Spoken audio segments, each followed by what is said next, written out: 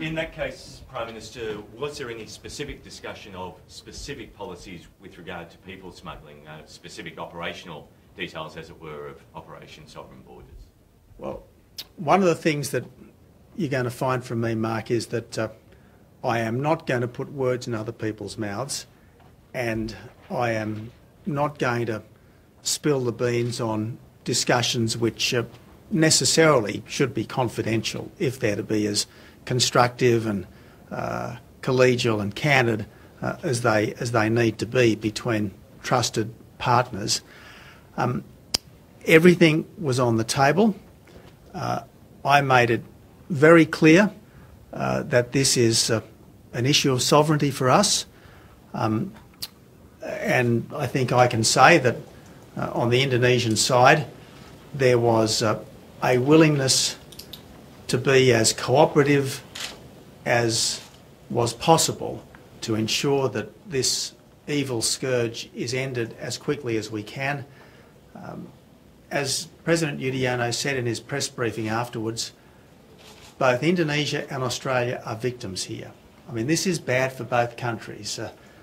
It's obviously bad for Australia because we've got this border security nightmare, or we've had this border security nightmare, but it's bad for Indonesia too because they've had tens of thousands of people transiting through their country and not necessarily up to much good while they're here. So we both want to end this, and what you'll see arising from the discussions yesterday is a developing bilateral framework under the Bali process to ensure that this happens. Last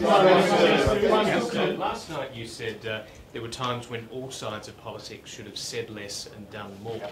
Is that an admission that the rhetoric on asylum seekers has been over the top, and how much personal responsibility do you take for that?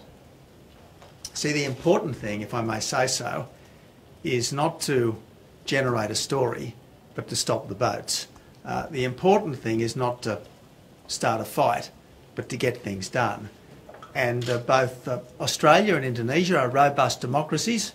Both Australia and Indonesia have a robust free press, and in the culture of our two countries, people are exposed to questioning, as is right.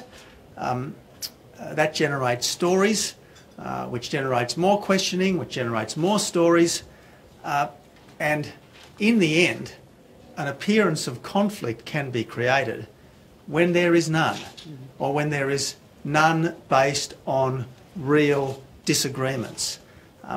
So, look, as far as I am concerned, what was clear yesterday is that Indonesia is hardly less anxious to stop the people smuggling trade than we are, and wants to cooperate fully under the Bali process through a bilateral framework under the Bali process to make that a reality. Sid? At the risk of trying to generate a story, now you said last night that that Australia respected Indonesia's sovereignty. The Indonesian Foreign Minister this morning has said we'll have to wait and see on that. Now, do you see a way where some of Australia's policies under the coalition, like towbacks and the payments to villages, to the boats, etc., can be implemented without compromising Indonesian sovereignty? Look, just a few observations, and then I might ask Julie to add to it, because Julie's been having very detailed discussions with Marty Natalegawa, as in coming weeks Scott Morrison will have with Minister Cianto, the coordinating security minister. Can I just scotch this idea that the coalition's policy is or ever has been towbacks?